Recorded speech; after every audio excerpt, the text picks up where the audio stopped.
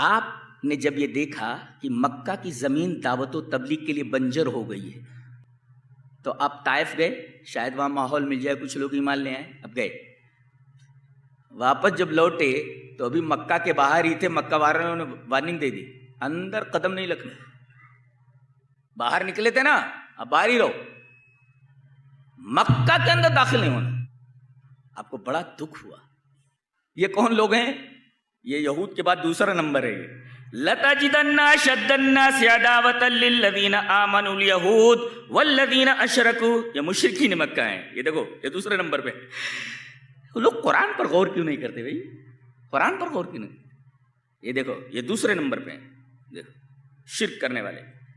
اور ایک بات یاد رکھو، جتنا آدمی کی زندگی میں شرک ہوگا اہل حدیث سے اتنی زیادہ دشمنی رکھے گا۔ تھوڑا شرک ہے تو تھوڑی دشمنی، یہ شرک جیسے جیسے بڑھتا جائے گا اہل حدیث سے دشمنی اتنی زیادہ بڑھتی جائے گی۔ یہ بات یاد رکھو جی، یہ قرآن حکیم کا نکتہ ہے۔ والذین اشرکوا، مشرکوں نے کہا نبی سے جو سراپا رحمت ہوتا ہے اس رحمت کو اپنے درمیان رکھنے کے لیے تیار نہیں۔ شرک اتنا خطرناک ہوتا ہے، کہا کہ اندر نہیں آنا۔ آپ نے ایک سوجھ بوجھ والے آدمی سے مدد مانگی، کافر تھا وہ، مطعم ابن عدی۔ کہا کہ مشرکین نے وارننگ دے دی ہے کہ میں مکہ میں داخل نہیں ہو سکتا، تم میری مدد کرو۔ ایک نکتہ ملا کہ ایسی کوئی سچویشن آ جائے تو کسی سنجیدہ غیر مسلم سے مدد لی جا سکتی ہے۔ اس حدیث سے ایک نکتہ ملا، چلیے وہ حدیث پہلے پڑھ لیتے ہیں۔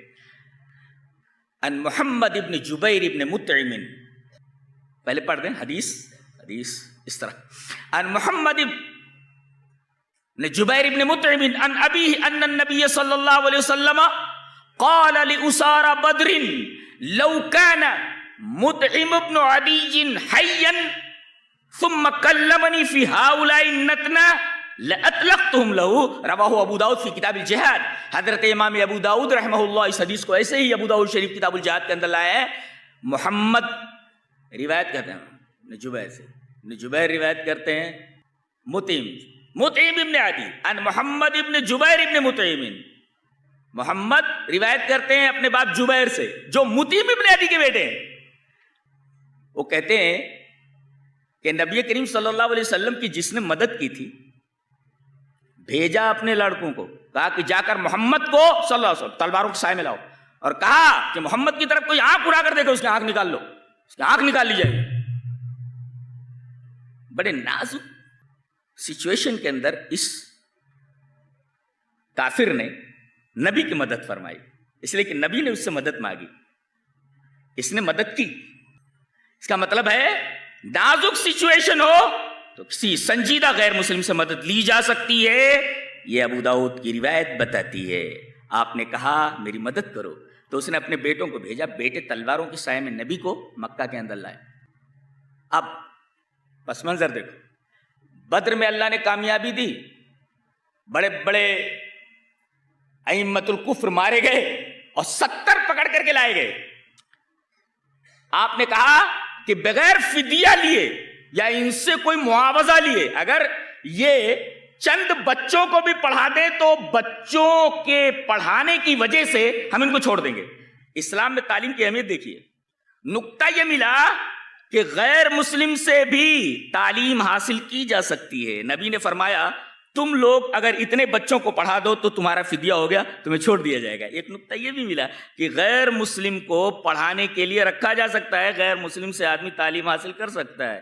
نقطہ یہ بھی ملا بغیر معاوضے کے کسی کو چھوڑا نہیں جائے گا۔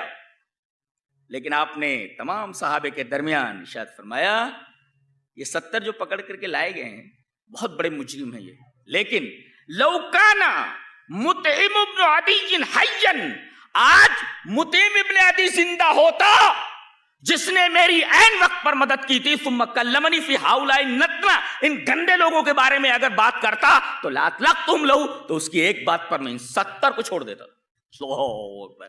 اب دیکھ رہے ہیں یہ ہے انسانیت، اس کو کہتے ہیں احترام انسانیت۔ ایک غیر مسلم نے آپ کی مدد تھوڑی سی کر دی تو آپ نے فرمایا اگر وہ زندہ ہوتا اور ان لوگوں کے بارے میں اگر مجھ سے درخواست کرتا تو میں بغیر فدیہ لیے ان سب کو چھوڑ دیتا تھا.